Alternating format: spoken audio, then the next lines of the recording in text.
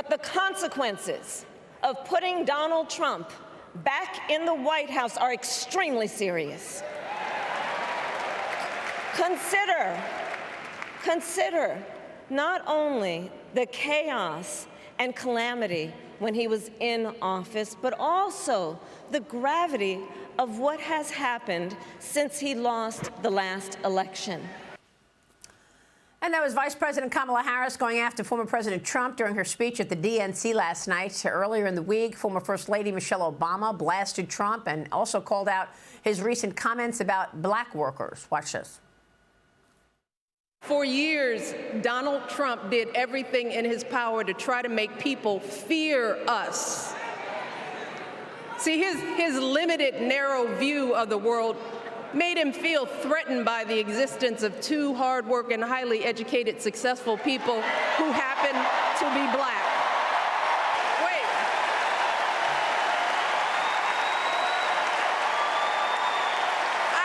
I want to know.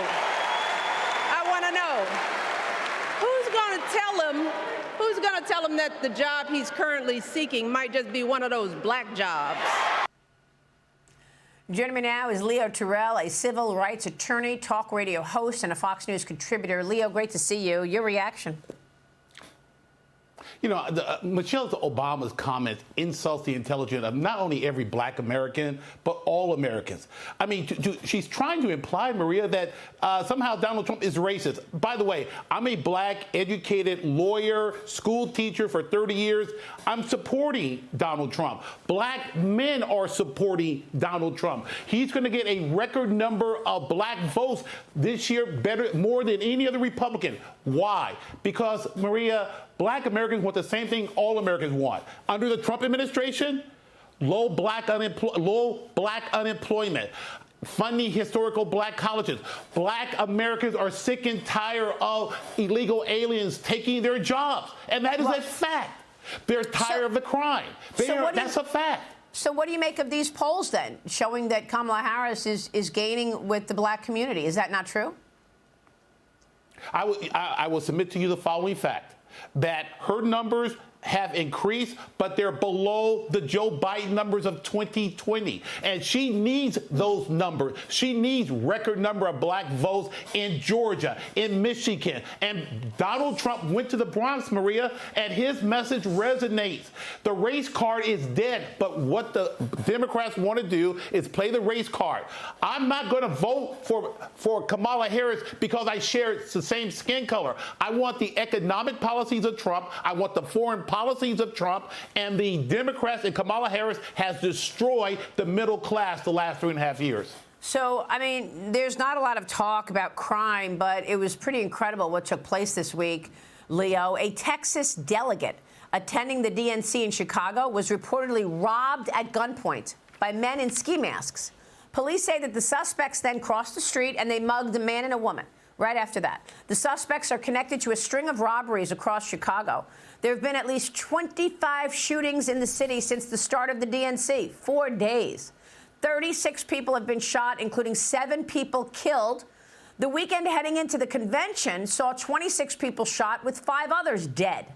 Harris was pitching herself as a strong on-crime candidate last night, touting her work as a prosecutor. Leo, are you buying it? No, and let me tell you right now, tell me something new about Chicago. Maria, black-on-black crime exists every day in Chicago. Guess who's running the city? The Democrats.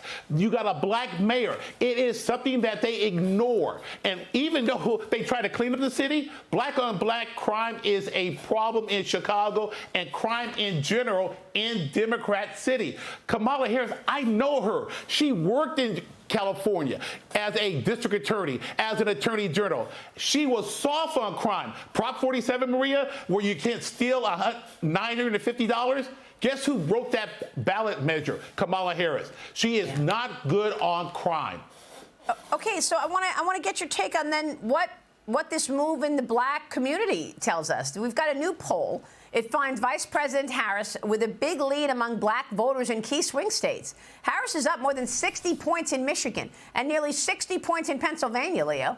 A new Fox News poll has Trump winning 26% of the black vote. I know that President Trump has resonated with some in the black community, but is she taking that back? I'll sit here and say this very clearly. No, Maria, that number right there, 72%, she needs 85 to 90%.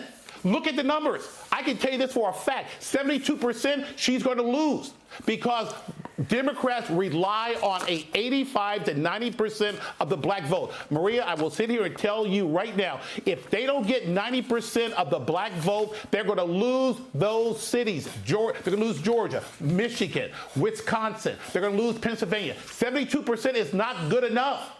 Yeah, well, we'll see. Cheryl, jump in here. I want to stay on this issue of polls. And Leo, it's great to see you and good morning. So, I was looking at a poll from last weekend. It was Washington Post, and there was this ABC News Ipsos poll as well. And they took a deep dive and looked at what changed from Biden to Harris and where these voters are coming from, where this new support for Harris was coming from. And it's actually what they're finding is it's women and it's younger voters. But are those younger voters going to actually show up in November, is my question to you. This does come down to the swing states, and it does come down to the numbers at the end of the day and the votes. It's going to be a small amount of people deciding this election.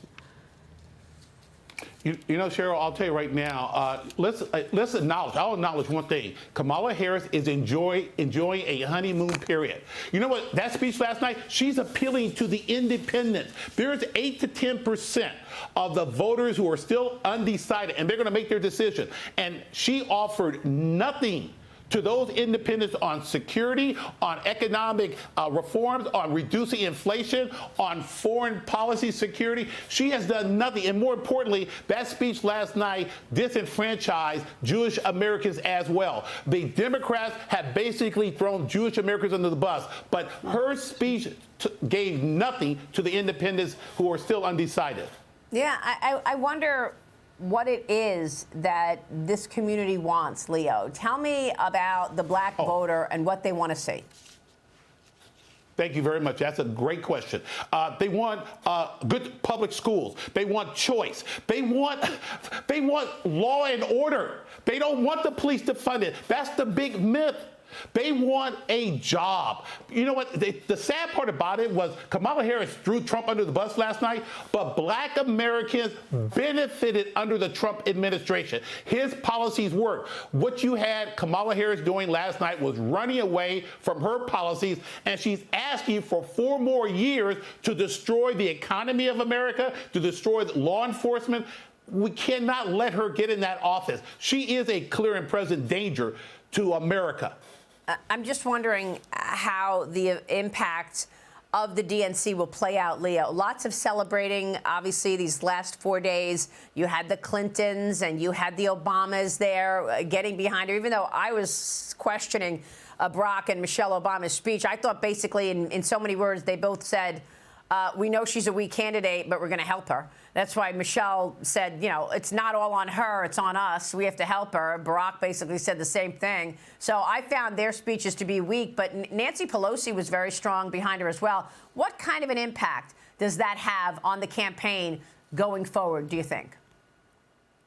I think Barack's speech and Michelle has zero impact. You see, the Democrats have a playbook, Maria. It's called the race card. They insult the intelligence of black Americans, basically saying, vote for Kamala because she shares the same skin color. And that's very insulting. And so I would submit to you that it will have zero impact. And I'll tell you right now, Trump is ahead on the margins in all the key demographics. Blacks, Hispanics, young people. She cannot win in November. Yeah, I'm just surprised it's as tight as it is, given the fact that we haven't heard any agenda specifics from Kamala Harris. So that's why I'm questioning, wow, this is so tight and people don't even know what she wants to do in the next 4 years. Leo, we'll keep a spotlight on it. We so appreciate your time this morning. Thank you, sir. Leo Terrell joining us. Thank you, Maria. Thanks for having me. All right, we'll see you soon. Stay with us. We'll be right back.